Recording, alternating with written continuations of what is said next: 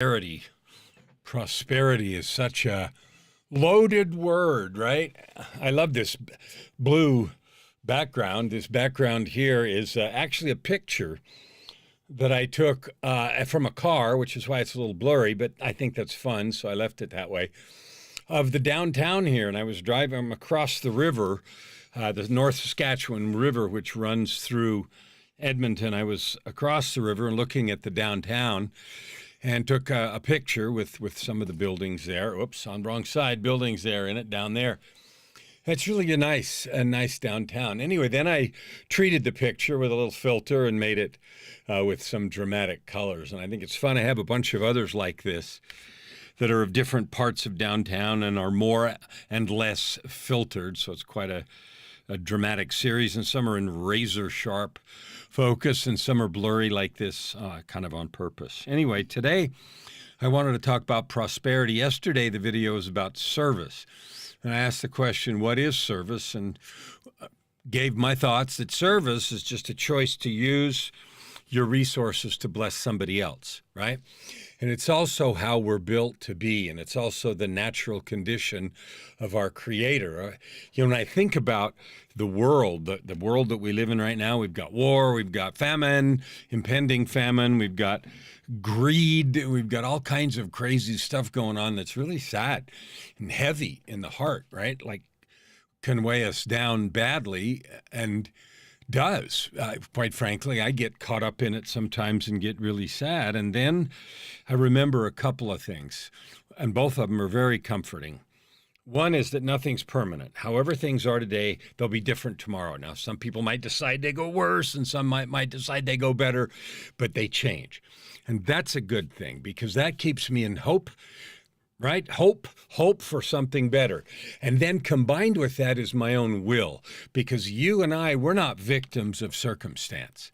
We are not victims of circumstance. And I say that boldly, even in the face of the fact that things happen that we didn't plan. Someone crashes into our car, or we get sick, like I did when I died in the hospital.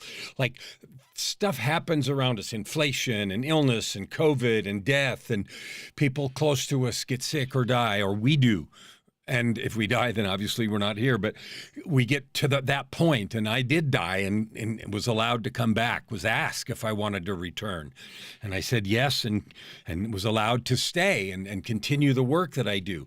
And the work that I do is to help every person I can talk to have a life of purpose, prosperity, and joy. That's all I do. I live every day. That's why I'm doing these videos. I am committed this year to help 10 million people. 10 million people. And you can help me by sharing this video if you're willing. Share this video. My goal is to help you find a purpose, declare a purpose for your life, and then create prosperity and live in absolute, fundamental, unconditional joy right here, right now, because you can have that. There's no reason you can't. The only reason we don't, and the reason I didn't for a long time, is the stories in my mind. I had a story. I won't be happy until I have something, right? And usually it was more money, more position, bigger car, better this, better that. When I was thinking in the possessions mode, when I was sick and dead and dying in the hospital, then I was thinking, I'll be happy when I have my health. And when I had trouble in relationships long ago, I was thinking I'll be happy when those are fixed. And today I have some work I'm doing with family relationships, and I easily could think, well, I'll be happy when those are okay again. What I've learned is I'm happy today. Unconditional joy. One of the statements in my PTAC, personal truth statement, is I am that I live in unconditional joy. I am unconditional joy. Yay! Sometimes when I had these lunch club meetings and I talk to people, they ask me if I'm like this all the time. And the answer is yes. I don't care what day you meet me. I don't care if it's on video or in person. I'm the same person, top to bottom, front to back, first to last. And you might say, well, he's crazy. Well, okay, I'll be crazy. But in my crazy, I live in joy. In my crazy, I love myself, I love you, and I love the life that I live. And that's despite all those things that have happened around me that I didn't plan for. My commitment this year, like I said, is to help 10 million people to discover They're divine gifts to have a life of purpose, prosperity, and joy. So I'm asking something from you, if you're willing, and that is to share this message, this invitation to purpose, prosperity, and joy. I lived a life for a long time that was not happy, making a lot of money, buying a lot of things, and hating myself. And that led me to dark places, depression and struggle, and a couple of attempts at suicide and addictions and everything else. And if you want the details, it's in the book, Tightrope of Depression, if you care about the details of that. But I got past it. I got past it with divine help, with coaches and that I hired and shrinks that I talked to and all kinds of resources I used, I took advantage. Why? Because I said one day, 15 years ago, this month, 15 years ago, August of 2007, I said, I'm done. I'm done living this old life where I get my meaning from outside, where I depend on other people and other things telling me I'm okay. I'm done with that life. And you know what? When I did that, I didn't actually know how to move forward. I didn't know what to do. I was barely coming off. It was August of 2007. I was barely coming off some severe addictions, and I hadn't even begun to address 35 years of depression that I'd struggled with. I hadn't even begun to do that. But what I had was a firm declaration. I said, I'm done. I said it, I did it. And then the next years were spent struggling through that work, finding people to talk to, trying different things. And I began writing books. And now I've written 18 books. Why did I write 18 books? Not to say yay me. I couldn't care less about that. I wrote 18 books to express the things I've learned and to give them to you. Because I want you to find your version of purpose, prosperity, and joy. And I'm not pretending what makes me happy will make you happy. I don't know. But what I do know is that you can be happy right here, right now. You don't have to wait until you get wealthy or healthy or anything else. It's funny because one of the times I was in the hospital waiting for emergency surgery, because why? I was paralyzed from the waist down.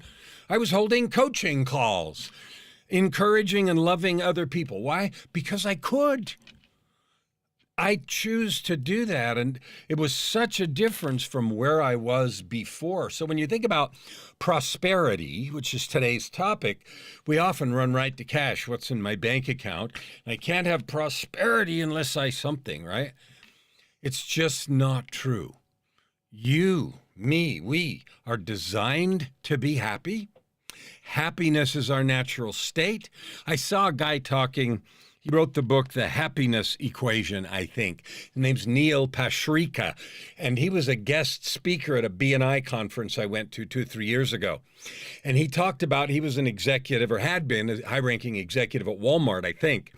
And he talked about the way we think about happy. And he said, you have to do a bunch of stuff, and then hard stuff, try really hard slog work, and then you have a bunch of stuff, and then you're happy. And his conclusion, and what he talked about in the book, The Happiness Equation, is that's completely backwards. Choose happy first. Then it's easy to do stuff, and you can have whatever you want. And the stuff is whatever draws you and pulls you. The idea that you can't make a living doing what you love is not true. There isn't a direct switch that says, okay, I love watching old TV, so I'm going to do that and suddenly I make a living. I don't know of a switch that does that. But I do know people that make a living from trivia about old movies and TV, from all things related to something that just that. Now, I wouldn't do that. That doesn't interest me in the least. But you know what does interest me? Music. I've just published my second album in the Tightrope of Depression series. Now, I have a dozen albums. I've been doing music since the 80s, and I have a lot of music online. If you look up my name on Spotify or Amazon or iTunes or something, you'll see it. But anyway, the one that I just released is called Promise and Power. And it's songs that tell stories from the book, Down from the Gallows. Now, the first book I wrote was called Tightrope of Depression, about me and about my struggle for 35 years not doing doing anything with my depression except having it beat the crap out of me. When I got that done, and I did an album of music about that too, telling the sad songs and sad stories, I did volume 2, which is called Down from the Gallows. And then I wrote an album called Promise and Power, and there's 11 songs on that, and that was just released last week. So I'm excited about that.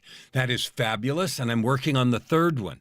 That third book and third album, that album's half done, and the third book and album will be done first part of next year, probably March, April kind of stuff is when those will be released. I'm excited, and so I live in prosperity every day, not because I'm swimming in cash. I'm not, but I have enough. I have enough to do what I need to do. I have enough to invite you to love yourself, forgive yourself, determine today you're going to take control of your life. Why? Because you can, because you said so, because you're done letting other people determine your happiness, your success, and your joy. Looking outside yourself for validation will never be enough. You know why? You can never get enough of what you don't need. And sometimes we think we need that external stuff, and there's never enough of that. That comes and goes in a minute. Just like that. My wife sometimes watches Project Runway, and I don't know anymore, but there used to be a lady, a judge on there named Heidi something or other. And one of the sayings she had was, one day you're in, and the next day you're out. And she would talk like that, right? And it was fun because that's so true, because the externalities tell you, yes, you're in, no, you're out, yes, you count, no, you don't, today you're good, tomorrow you suck. You know what? If we live, you, me, if we live by the externalities, we're dead. We'll never be happy, we'll never be finished, we'll never have fun in life. You are the sole judge of your happiness. You are the sole judge of what makes you valuable and worthwhile. I plead with you.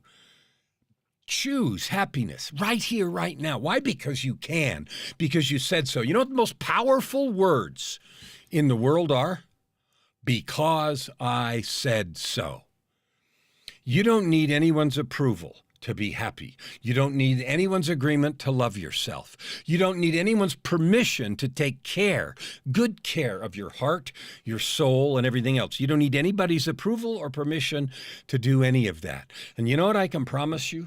When you choose to live in purpose, in joy because you can, you will make so much of a difference in people around you. They'll wonder what you've been doing, because you're a beacon of light all the time.